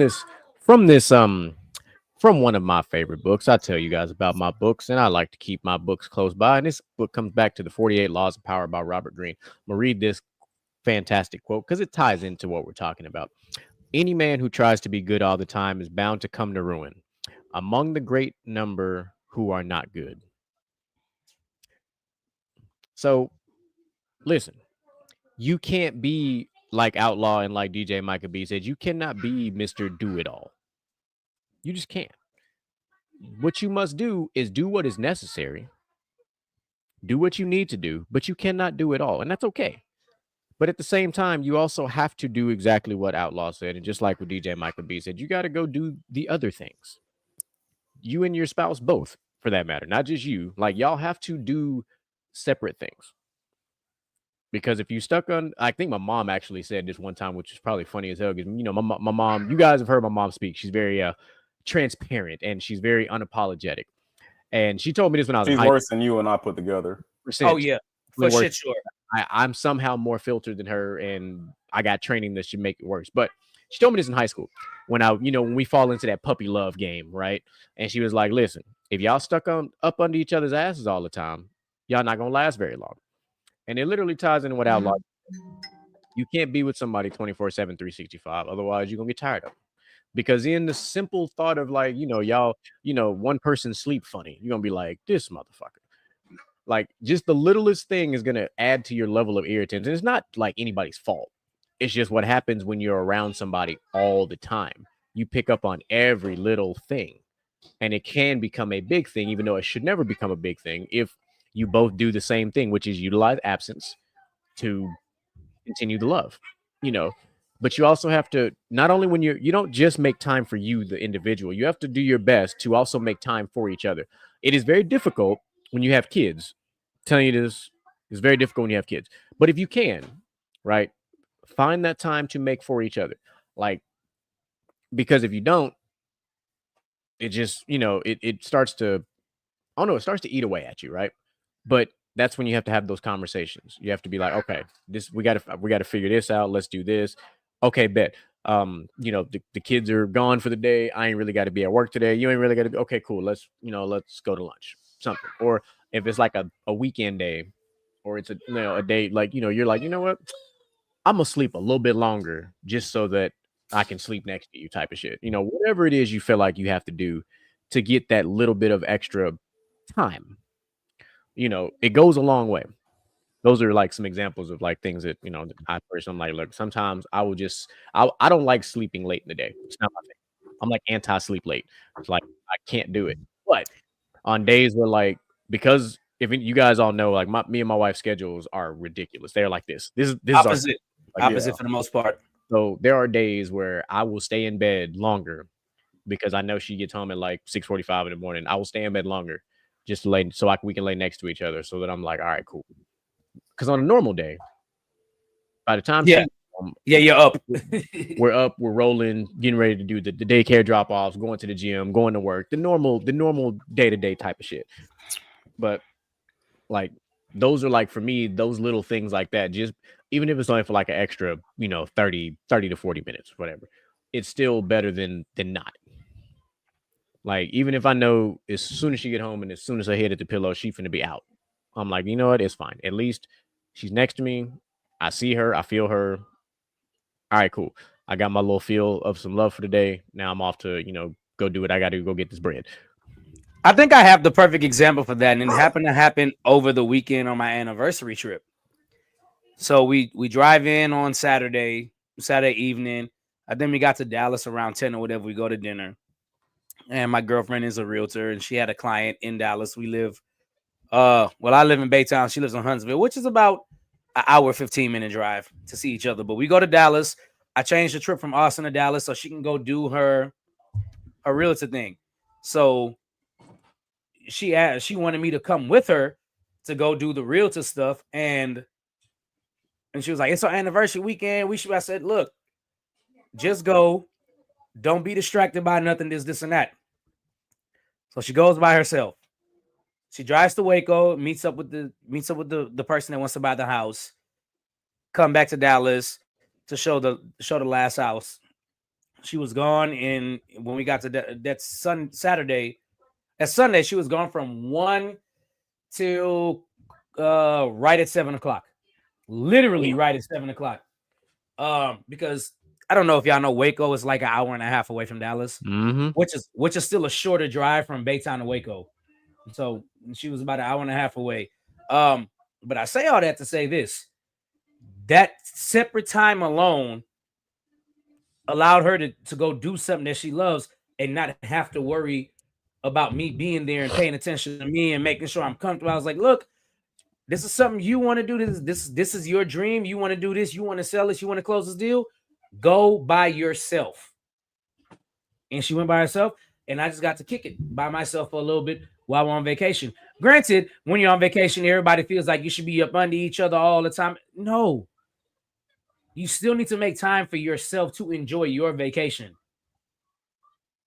That's a fact. And I absolutely did have fun for those 6 hours. I didn't do nothing crazy, but I did take time for myself. And while she was taking time for herself, achieving her dream, it was the same thing, trying to sell this house. And then while I was back at the hotel, I went across to the AT&T Exchange. For those of you that don't know what that is, little spot in Dallas, downtown. It's pretty dope. I went to AT&T Exchange.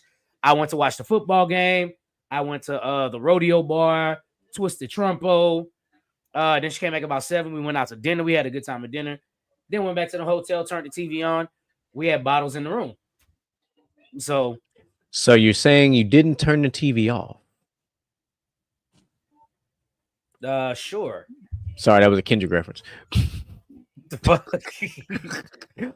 Turn his TV off. Turn his TV off. Sorry, I just wanted to fuck with you. Unfortunately for the Kendrick reference, though, I did turn the TV off. Oh, okay. Because I from like 6 to 7, I went to sleep.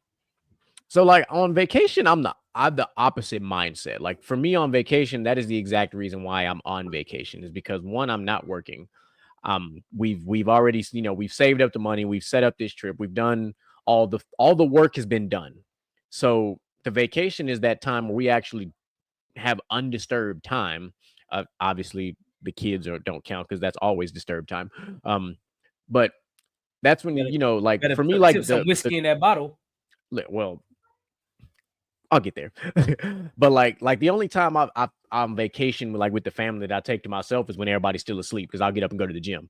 Like my wife can tell you, whether we stay at a hotel or resort, wherever we stay at, the first thing I do after we get into the room is I'm like, where's the gym? And I go look at it. I go see what's in there, so I can start planning my workouts in my head of like, all right, bet this is the equipment I got. Okay, this is what I'm gonna do. I am one of those people. I am a vacation workout person. I 100% work out on vacation. I don't skip a lot of workouts, like, because yes, I am on vacation. I'm supposed to be relaxing, but we're gonna get this work. Yeah, but your gym time is your relaxed time too. It's my therapy, outside of my therapy, inside of my therapy simultaneously. Exactly. Always disturb time. If you got kids, you understood that reference. Like, as soon as you take a breath the wrong way. Like, my daughter, the youngest one, she's in this phase now where if me and her mama start talking, she has to talk louder because the attention has been drawn away from her. Like, I'm like, yo, me and your mama is just trying to have a normal conversation about work or something. And she is like, not on her watch. Exactly. That part. Not while I'm awake. For those of you who don't have kids, you'll take it for granted that you can go use the restroom in peace and not have somebody banging on the door. Not even that. Have somebody trying to peek around the corner while you peeing. bro. I done gave my daughter the Heisman a couple times. Like, I'm trying to pee and then she trying to look around because hey, back on up, back up. What you doing? I'm trying to like, slide the tabs underneath the door. Daddy, I need the password. Like, yeah. I'm glad I don't have to worry about that because her password on both her tablets is the exact same and she knows exactly how to do it. So I'm glad that we did that because boy. But even like, she does it to my wife more than anything else. Like, especially when she go to the bathroom, she like runs in there. I'm like, yo. Or like she never lets my wife take a shower by herself, like next to never. I could have literally have just given her a bath. If my wife would take a shower, I want to take a shower with mommy. Like, yo, the shower is like damn near the forbidden time. Like that's the sacred place. I'm trying to tell you, that's some sacred ass time to just take a shower by yourself, let the water hit you, collect your thoughts, whatever it is you do. But that's like sacred time. By the way, that's sacred time for a reason. Because if you do any kind of rapping, I promise you, you spit the hardest bars in the shower. And then when you get out the shower, you forget them hoes. If you sing in the shower or if you're a shower beer or shower wine drinker.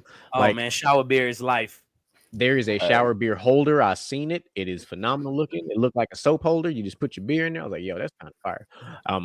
Now I don't need it because I'm a weekend drinker. I don't drink a lot during the week. Unless we doing a show and we finna cook and I'm like, yeah, I'm gonna go ahead and post something. Like today was just cranberry juice and water. That's all. Hearing the stories is birth control for me. Oh, those aren't even the worst stories. That's just regular everyday shit. That's okay. So I wanna. That's the G-rated stuff. I want to go back to how the vacation became like an actual work trip. Right, because she's saying hearing these stories is birth control for me. Okay, so my girl got a reference. We live out here closer to Houston. Her cousin gave her a reference for a client in Dallas. She was worried because we were going on this trip. We were supposed to go to Austin, but the guy reached out to her earlier than expected on Friday, and then she told me Saturday morning, "Hey, the guy finally reached out to me. Now I got to figure out how I'm going to get off of work next week to go show these houses." And I said, well, did you book a hotel yet? She said, no. I said, okay, since you haven't booked a hotel yet, how about we just go to Dallas this weekend? That way you don't have to worry about whether or not you can make it next weekend, because next thing you know, you lose the client and lose a sale just because you can't get off the following weekend because you work every Saturday. So that's what happened. And that's how it turned into a business trip, because I said, hey, I'm not going to let you miss it because she hasn't had a sale as a realtor yet, and this would be her first sale. So I said, I'm not going to let you miss out on a sale just because we're going on vacation. We have plenty of time to hang out and do other things. You're just going to be with this guy for one afternoon trying to get him to buy properties, which is fine. We got Sunday and Monday to hang out, even if we don't stay in Dallas. We come back home Monday. I'm off Monday. We can do something back in Huntsville when we get here or whatever and hang out. So that's how it left from us going to Austin to us going to Dallas. So it wasn't like we just we planned to go to Dallas for our anniversary. We really planned to go to Austin, and then I opted to change to a business trip so she didn't miss out on the first sale. Look at you being a emotional support spouse. That's a good black man right there. Good black man.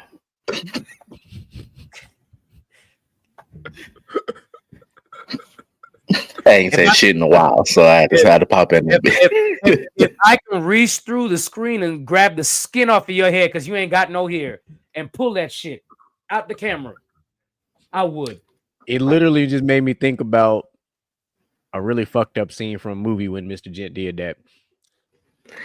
When somebody said, "I'll be a good slave here. Toby be good." Shut up. Toby.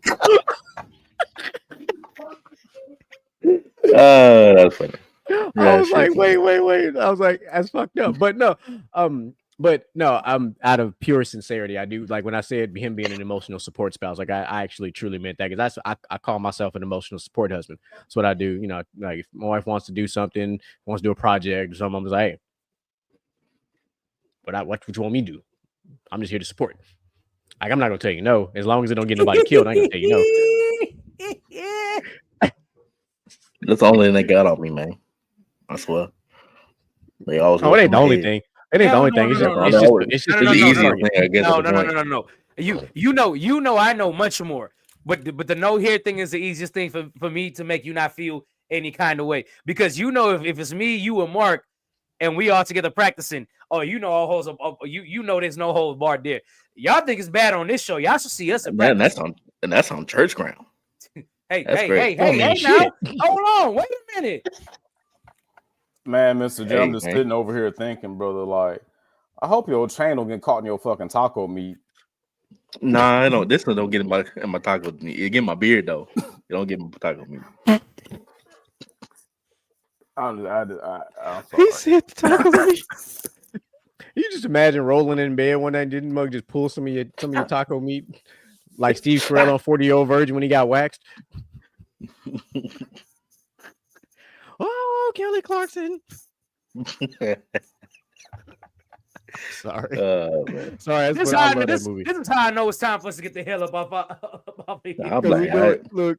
All right, we'll do closing thoughts. Fuck it, I'll go first. I was gonna say this earlier, but I didn't want to make it a whole soliloquy. But Valentine's Day is around the corner, and fellas, that don't mean you gotta go broke. And ladies, if you celebrate before or after Valentine's Day, you're not the only one. If he can't make it out to that fucking date on the day of, you're not the only one. Damn, nigga could have had her work, man. Nah, fuck that shit. I'm just being toxic. I'm just throwing. I'm just being toxic as hell. I'm just being toxic. Now let's be real. Now, like, hold on. Oh boy, that was not the final thoughts. Then here we go. No. Just nothing bad.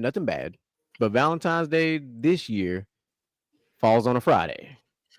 Just want to throw that out. So there really is no excuse now. That's payday for most people. I work Saturday.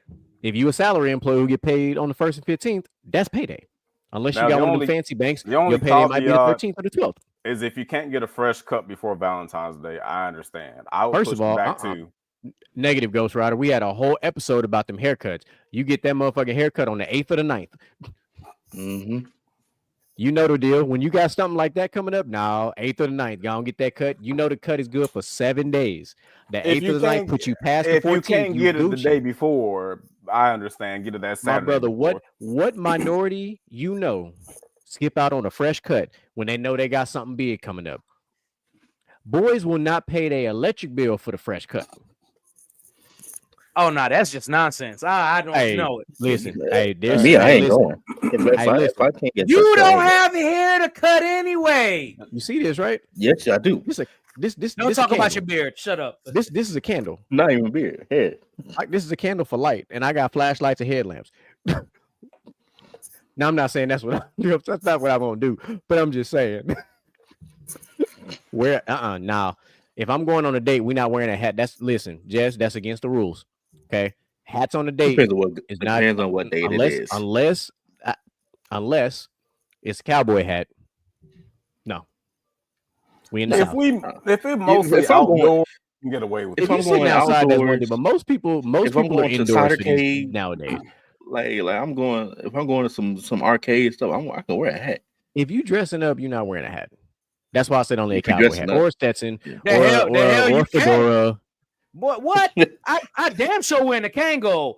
Nigga, I'm to that point in my life where I'm throwing Kangos on when I dress up for shit sure. I like that's that old man swag. That's that old school swag right there. That 35 and up club. We in the Unk Club, baby. All right, I'm trying to tell you. You know, I'm sure y'all seen that on social media, which we had a whole episode we're talking about with that. Get a fedora. Fuck it. I'm gonna go ahead and say it.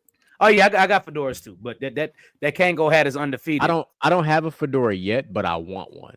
I just feel like I got the because it's head cold. That's all that is. Yeah, man. I got the wardrobe for the fedora.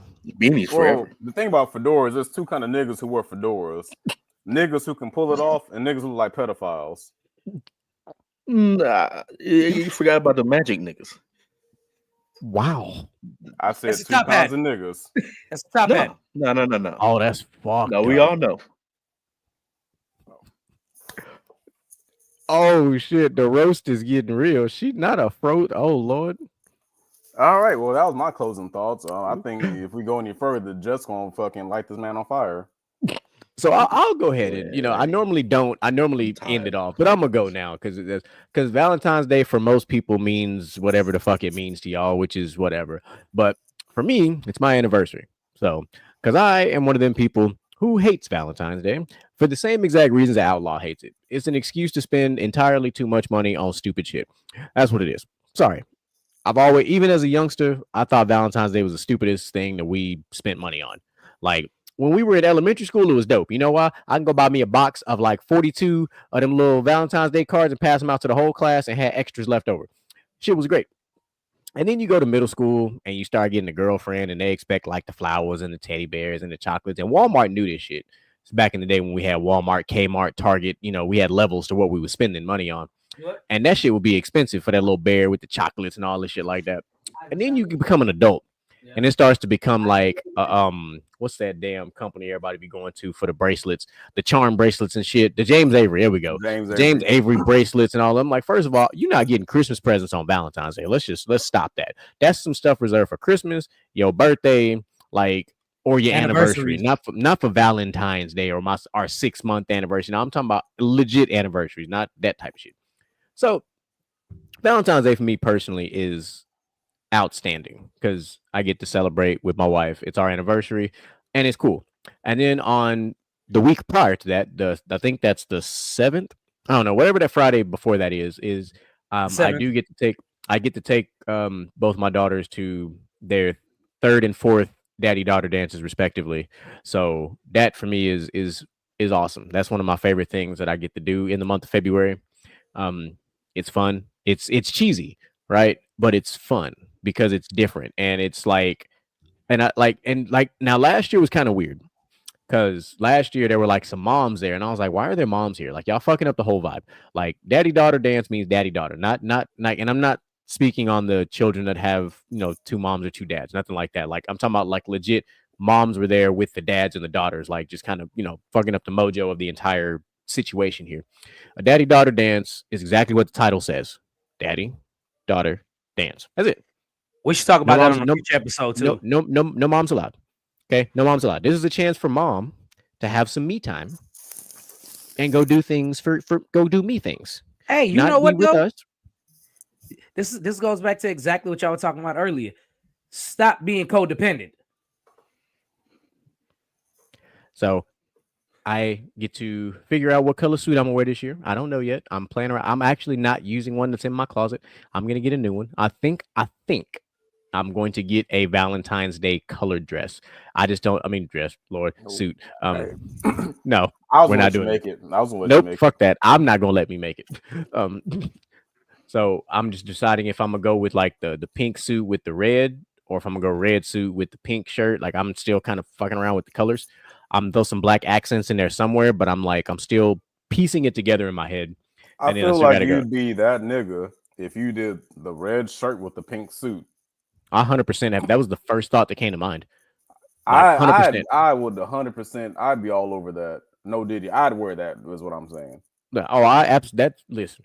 You know me. I will wear pink. I will wear purple. I don't give a fuck. I am a chocolate brother. We look good in all colors. I don't care. Hey, actually, Dak put me on a color scheme. A lavender shirt with some dark chinos, some dark brown chinos. That's a color scheme. Yeah, that's a good color scheme. That's a good business casual color scheme. That's a good job interview color scheme too. Yeah, he be dressing, bro. He done learn some things. He do. No, never mind. I was gonna say something, but I'm not gonna put this particular city on the map right now. We're not gonna do that. We'll talk about it off air. But now, we appreciate the fandom per usual that comes into the chat. Y'all always make the show hilarious. Appreciate the clowning as per usual. And of course, I'm not gonna steal all of DJ Micah B's thunder, so I'm gonna let him do his thing with announcing the upcoming shows and all the stuff like that. So I'm gonna throw this alley up to you, sir. Well. Micah B's final thoughts. Mr. Gent, I hope you're prepared because you're gonna have to close out the show today. Something you was not expecting. All right. I mean, he was late, so shit. So yep, only right. As y'all know, we appreciate the love and support. I agree with what both of these brothers said. Even though it's a little cheesy dance, it means a lot to your daughters. I used to take my goddaughters every year until they got too cool to go. So there it is. But of course, tomorrow you can catch me on PVT, me, Moo, Willie from the Sidelines PVT each and every Thursday. We start 9:00 at night, discussing all sports. No holds barred when it comes to sports, especially MMA and boxing. We talk about those two a lot. We talk a little basketball, talk a little football, not to impede on either one of the shows. We do a little freestyle as well, kind of a little something like gentleman's talk, but it's never the same topic. So you don't want to miss this. We'll also be previewing the NFC and AFC championships games, as well as I think some all-star stuff coming up with the coaches being named and things like that.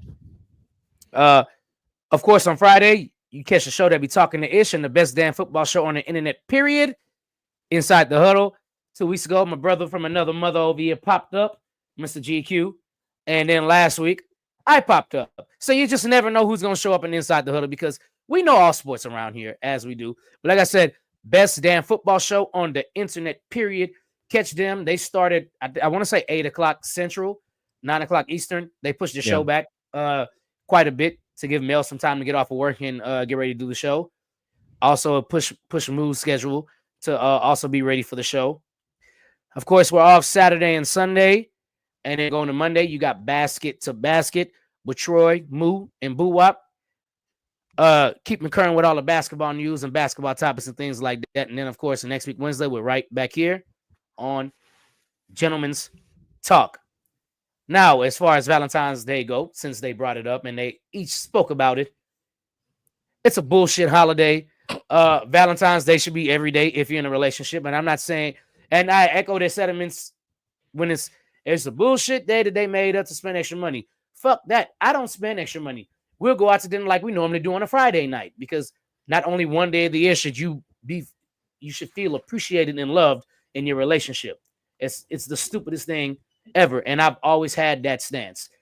Like, yeah, it was cool in elementary and junior high. Okay, whatever.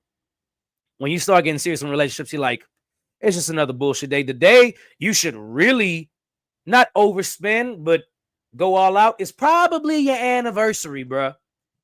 Please keep that in mind. And GQ's anniversary is actually on Valentine's Day, which is one of the coolest things ever. So you are null and void from talking about overspending from now on Valentine's Day because you have to do it every year. I don't. That is my final thoughts. No, I absolutely do not. I get that planned very differently. Well, whatever. Okay, that should be your most romantic day of the year. No, it's March 14th. If you know, you know. Okay. Mr. Jet laughed because he knows exactly what it is. I know exactly what that is. But, all right. Is that steak in? Never mind. Yes. I said for you to be romantic, nigga. I am romantic. Stop it. Stop it. About to get real romantical. That's for an after-hour show. Mr. Jen, go ahead and close it out. Hey, man, great show. I know I didn't talk too much today. Well, what I had to say about the whole happy wife, happy life thing is it can be, it's real, it's a thing, but it should be happy spouse, happy house at the end of the day. So one thing that I've been instilling with my daughters is the independency of finding their own inner happiness and their own independence. So when they grow up, they don't have to look for somebody to make them happy. So that's my stance on, that part. When it comes down to Valentine's Day, I love this time of year due to the fact of the daddy-daughter dance. The Baytown is about to throw theirs in its Western theme. So I'm about to polish these boots, get me a fresh starch pair of jeans, and get about there. Get about there. Shit. I'm talking so, but no, on the other aspect of Valentine's Day, a lot of women just want to be heard. It'd be the little things that you have to do. You ain't got to go out there balling. You don't. It just be the small things. That little time that they need to breathe, that little hey, let's take the kids, go do this, that long time between you and your spouse.